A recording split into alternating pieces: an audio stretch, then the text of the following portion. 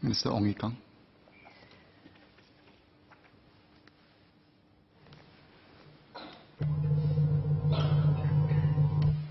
Mr. Speaker, sir, I thank our NMPs for tabling this important motion and the members who have spoken during this debate. Many of you spoke passionately from your heart and from many personal experiences, especially Madam Rahayu, whom I also thank for proposing additions to the motion, which I support. SPS Senior Pau Sec Faisal, Second Minister Indrani, they will address and discuss many of the issues raised by you.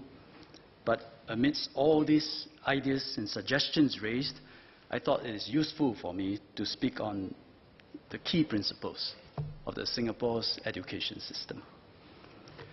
Last week, Mr. David Brooks, he wrote a piece called The Paradox of Gender Divide. He observed that in the Nordic countries, where gender equality is the highest, many women exercise their choice and opt out of the corporate rat race. So the greater the gender equality, the fewer the number of corporate managers, female corporate managers, and that's the paradox. In education, we encounter similar paradoxes too, and I think there are at least two. The first paradox is that of meritocracy. Meritocracy recognizes talent and ability over wealth and circumstances of birth. It motivates society to work hard. It encourages us to develop our talents and put our talents and strengths to good use. And this approach has uplifted many families over the decades. Many members of the House would have benefited from this approach and this philosophy. And as families do well, they spare no effort. And they do well, they believe in meritocracy, and therefore they spare no effort investing in their next generation, including enrichment classes from a very young age. Hence, children today from more affluent families are now doing better from those from lower income families in school. Unlike the first generation of Singaporeans, where students are mostly from humble backgrounds, the next generation is pushing off blocks from different starting points. And students from affluent families have a head start. So meritocracy, arising from a belief in fairness, seems to have paradoxically resulted in systemic unfairness. And that's the question we all ask ourselves. There's a second paradox, and that is of inequality. When I was young, most of my classmates, including myself, were all from humble backgrounds. So just by the sheer law of probability, some of us end up as top performers in school. But that's sheer law of probability. Today, the percentage of students from similar backgrounds are much smaller, and it continues to shrink. 10 years ago, about 20% of our employed households had an income of $3,000 or less at 2017 dollars. Today, that has gone down to well below 15%. And I think it will continue to shrink as we continue to uplift families. So this is a happy outcome. But as we successfully uplift more poor families, the smaller group of families that remain poor are facing increasingly difficult challenges. Their challenges are also translated to their children's performances in school. So as we uplift poor families, the greater the achievement gap between the rich and poor in school. And that's the second paradox. And as we confront these paradoxes, we question if our policies and approaches have run their course, and perhaps it is time to slaughter some sacred cows, take a fundamentally different approach. It depends on which cows you are thinking of slaughtering, I think. For some, maybe. For some, the answer, I think, is no. Paradoxes make us think hard about our challenges and our choices, but we can resolve these apparent contradictions. You take the gender divide debate in Nordic countries. They provided more equal opportunities to men and women, but women chose not to be like men. And so there's no contradiction in both greater equality and fewer female corporate managers. And how do we deal with the two paradoxes I mentioned, or that of meritocracy and that of achievement gap? So let's start with meritocracy. It is in danger recently of becoming a dirty word. A couple of education-related controversies arose in the US recently. The first is a lawsuit filed against the University of Harvard for systemic bias against Asians over the years. It was alleged that Asians, who tend to score the highest in the admission test for Harvard, they were marked down by the university on soft criteria, such as personality. So it's not just Singaporeans that is kiasu and study a lot. When Asians are overseas in the US, they too study very well and ace their exams. And apparently Harvard did this to preserve ethnic diversity in their university. The second controversy was the mayor of New York recently suggested to scrap the highly competitive admission examinations for 8 of the city's specialized public high schools. 62% of students in these schools are Asians, who tend to perform well again in those examinations. So this move by the mayor of New York will reduce the number of Asians, increase the number of black and Hispanic students being admitted into these specialized high schools. Some ideas that we have come across in recent weeks, I must say not from this house, but from what we read, are along the lines of what the US schools are doing. There was a suggestion that we set a quota for low-income students in popular schools. I'm not in a position to comment on the admission policies for US schools, but Singapore's circumstances are different and unique, and we cannot assume that we will have to eventually do what other countries like the US have done. Many of our popular schools, and I think Professor Mohan have mentioned, they are making extra efforts to attract eligible students from low-income families, encouraging diversity amongst the students, mingling of students from different backgrounds. And we should encourage them to do more and try even harder. But setting a quota, I think, is sent a wrong signal. I don't think it's aligned to our societal ethos, and it can even be seen as patronizing. Another common suggestion, and that was raised, is to scrap the PSLE, one of the sacred cows. I will admit PSLE is far from a perfect system, and it does add stress, a lot of stress sometimes, to parents and students, and the minister too. But it happens also to be the most meritocratic and probably the most fair of all imperfect systems. If we scrap it, whatever we replace it with to decide on secondary school postings, I think it's likely to be worse. I came across 2 alternate systems recently. The Swiss, I was in Switzerland last month, they don't have the equivalent of PSLE. But neither do students have a choice on what secondary school to go to or to work towards to go to. They are simply assigned to the school nearest to their homes. I visited one of these schools, I spoke to the students, and they all go home for lunch because they say it's 10 minutes walk, 5 minutes walk, different directions, and then they come back to school. They didn't have a choice where to go to. However, in Switzerland, the affluent have a choice. They will pay to go to private schools. And in Switzerland, 7% of students attend private schools. Another system, Hong Kong, I visited them earlier this year. Some years ago, they did away with their equivalent of PSLE. But in its place, Hong Kong now uses school examination scores for P5 and P6. So each school have their own examination. They use P5 and P6 examination scores for each of these schools and use it for posting to secondary schools. But because different primary schools have different standards, so they have come up with a device and a tool to harmonize and to normalize the standards so that they are comparable. So in this case, the stress is somewhat transferred upstream. And like the Swiss, there is also a thriving private school sector in Hong Kong, which accounts for nearly 30% of school intake. Chinese Development Assistance Council, CDAC, which I chair, is a self-help group. It has a program called the Supervised Homework Group Program. Here, young volunteers, they will spend a few hours every week tutoring and helping students from low-income families for their homework. On surface, this is to help them with homework, but the unspoken objective is for the volunteers to act as role models for the children, for the students.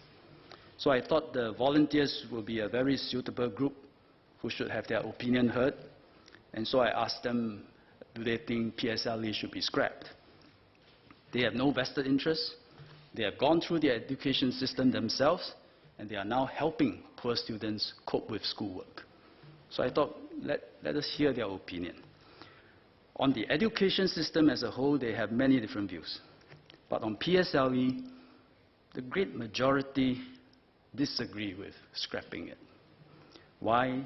The common reasons they cite, they felt that PSLE can in fact motivate these poorer students to work hard.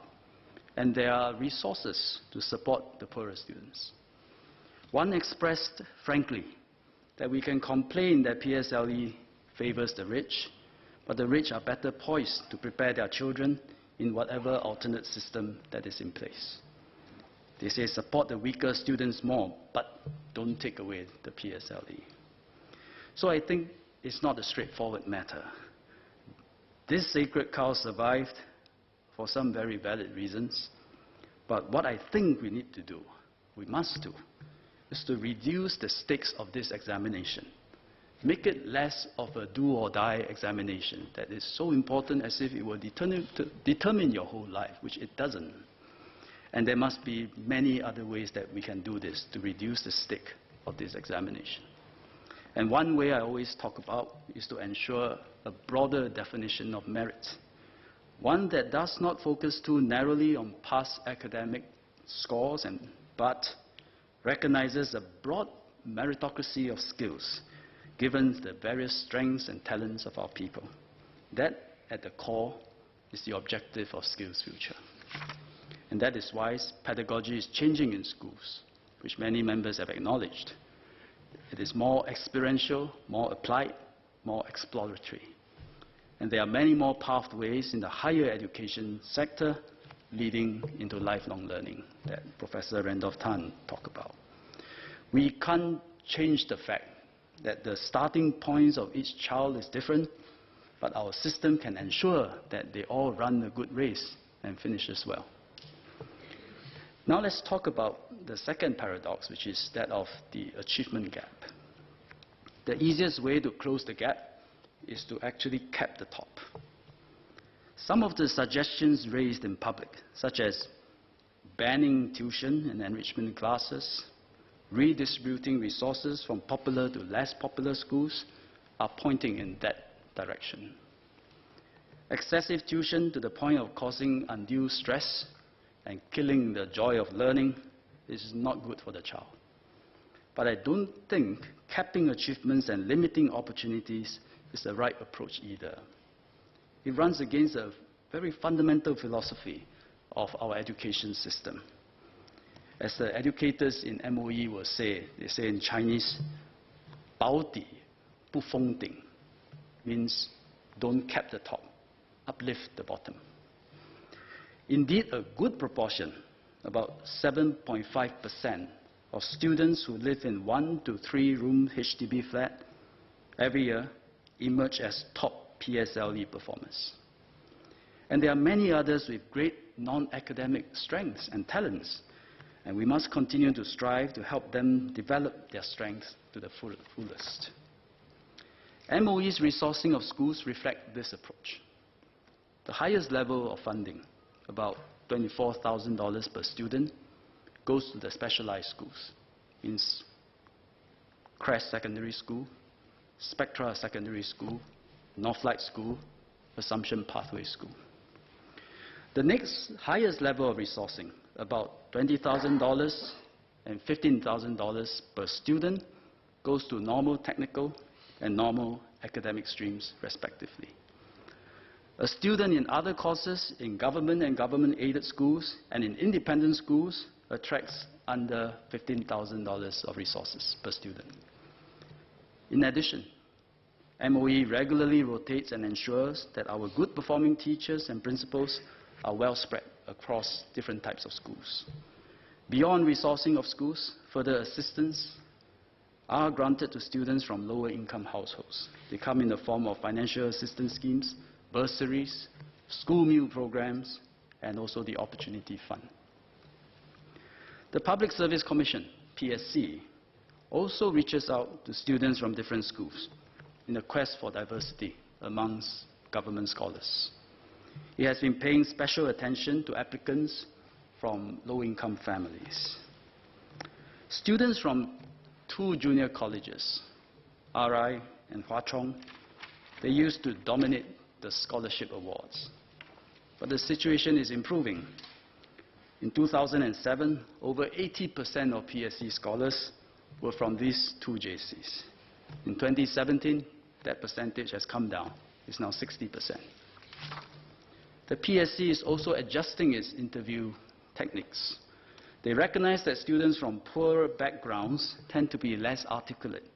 And so the Commission is assessing the students beyond their communication skills, but instead looking into the substance of what they say, their ideas, and their thinking.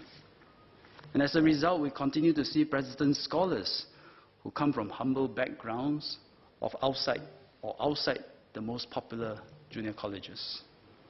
In 2016, Lieutenant Natasha N. Lam Mei Sim became the first President's and SAF scholar from Pioneer JC. She's now studying in the US, and she's an Air Force C3 officer. At last year's President's Scholar Award ceremony, I said to Mr. Lee Tat Wei and his family, his parents, his father was a taxi driver, his mother was a part-time sales assistant. Tat Wei is also studying in the US, and when he graduates, he will join the Foreign Service. Our approach of lifting the bottom has other significant outcomes. First, what we used to regard as opportunities available to students from more affluent backgrounds are now broadly accessible. For example, most schools now organize overseas learning experiences. Schools are offering a wide variety of CCAs. Let me give you a few examples. Tangling Secondary School has fencing as a CCA. Cambridge Secondary School offers sailing. North Vista Secondary School offers string ensemble, and Northlight has for many years now run the equestrian program. The Junior Sports Academy is another example. It's a 2-year free sports development program for talented and interested P4 and P5 students. The Academy does not scout for high-performing athletes and sportsmen or sportswomen. They look for raw diamonds, students with good motor skills and hand-eye coordination abilities, and then help them develop their sporting skills through professional coaching. So since 2017, we have doubled the capacity of the program to about 800 a year. Some students from the program, and Mr. Rajaram may be happy to note this, have gone on to gain places in secondary school through the DSA. And they did not go to those expensive coaches with high rates. This is done by the JSA free of charge. And MOE is now in the initial stages of developing a similar program for the arts. It is a good example of the alternate system we discussed and what will happen if we don't have PSLE. And you have alternate system. DSA is an alternate system. Mr. Rajaram has correctly pointed out the affluent, they always have a way, whatever system it is, to make better use of it. But in this case, that system also serves those from humble background, and we are able to train them to enter the top and popular schools. So we ask ourselves, are we better off with or without this alternate system? And I think it may well be better off having this system that can enable students from humble background able to enter popular schools. Notwithstanding, affluent students will also be able to make use of it.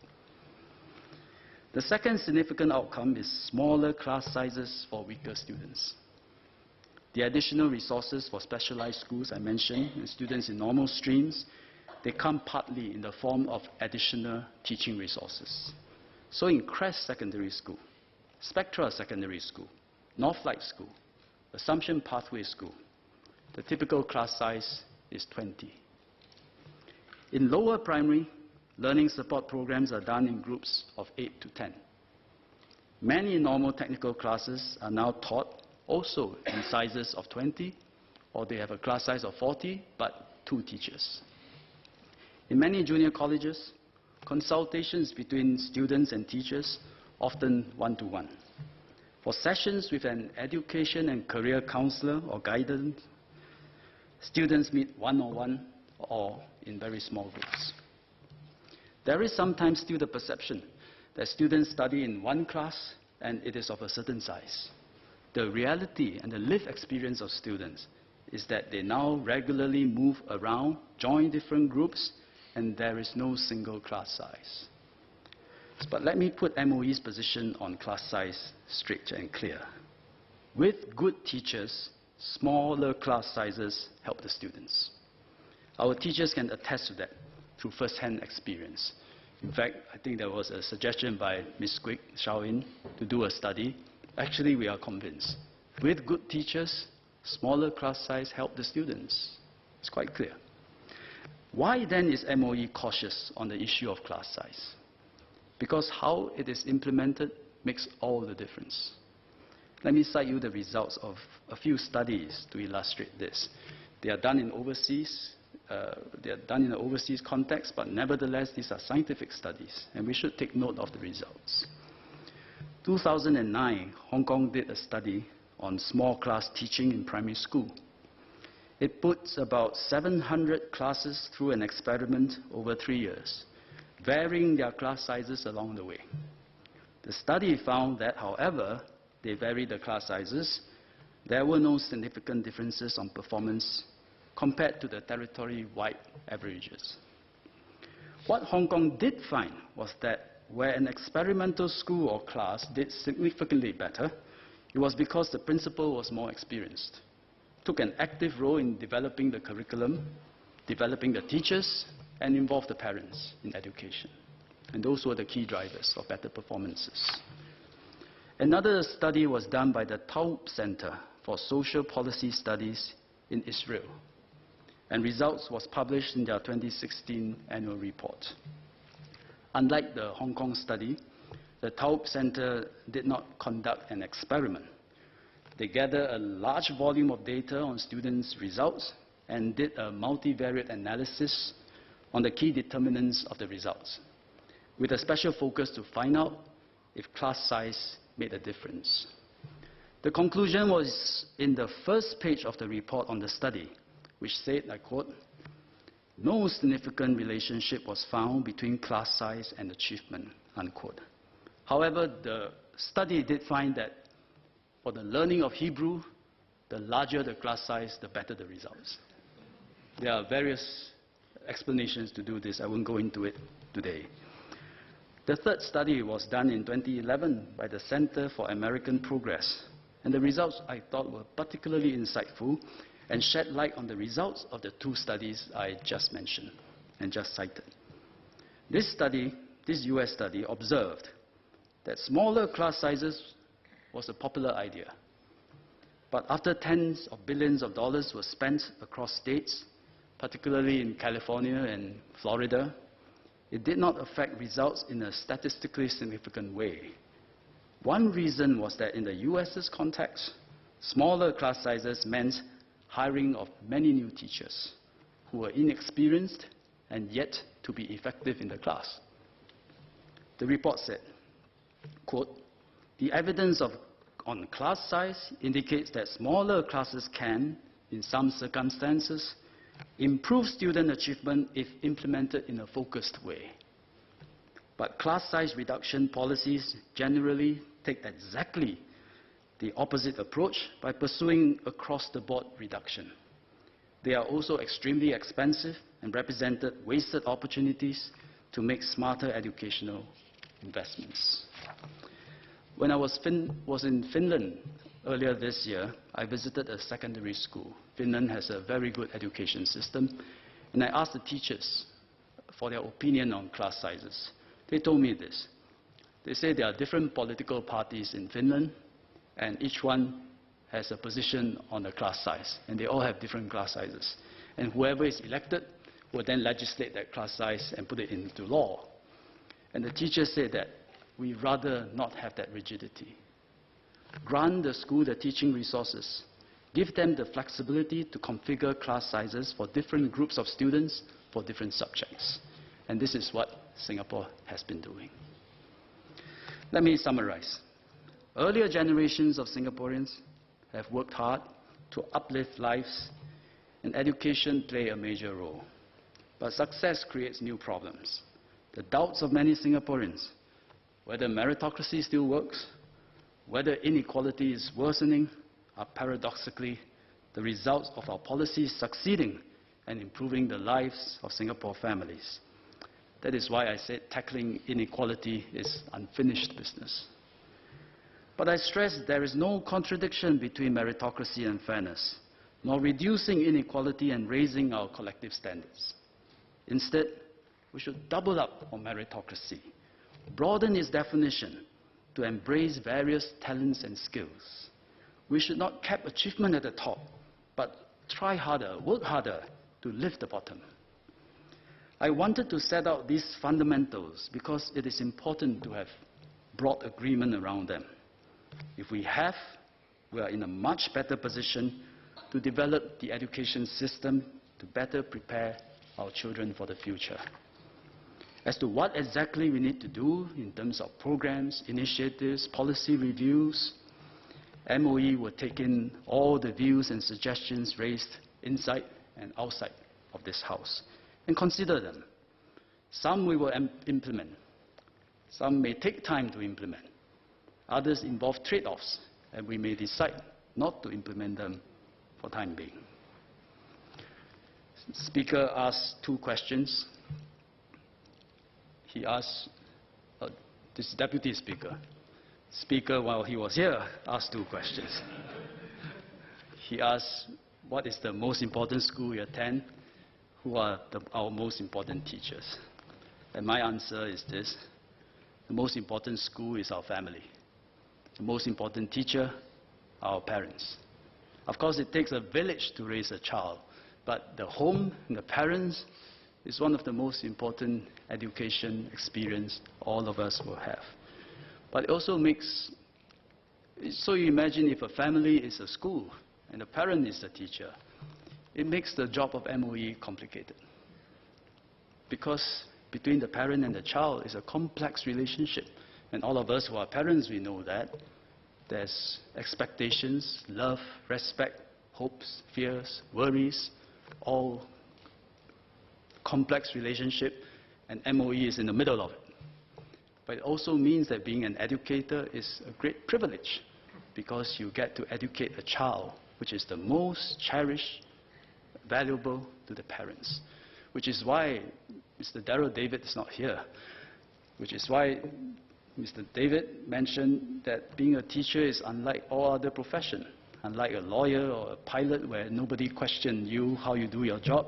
But when it comes to the teachers, parents will question. Because parents too are the most important teachers to the child.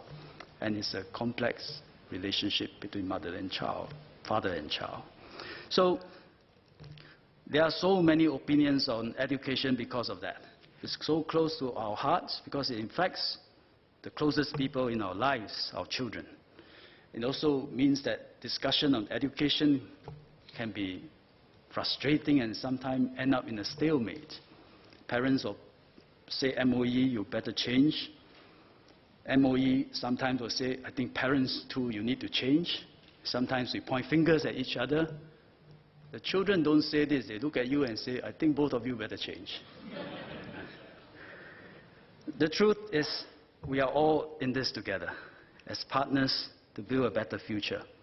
I feel optimistic and hopeful because through all the speeches made today, we may appear like we have different views, but I think underlying all that, there's consensus on the direction ahead. I don't think we ever had such a strong chorus of voices in the House, emphasizing on the importance of joy of learning, cautioning against excessive tuition, and relentless chasing of academic results. I believe this is a view that will reverberate beyond this chamber. MOE and all our partners, we will work together. It's not an easy job, but MOE with the resources and the policy levers, we will be the initiator of changes. We can be the system integrator. Work together, bring about improvements and change. All of us cannot fail the young people of Singapore, and we cannot fail our society. Mr. Speaker, Deputy Speaker, I support the motion.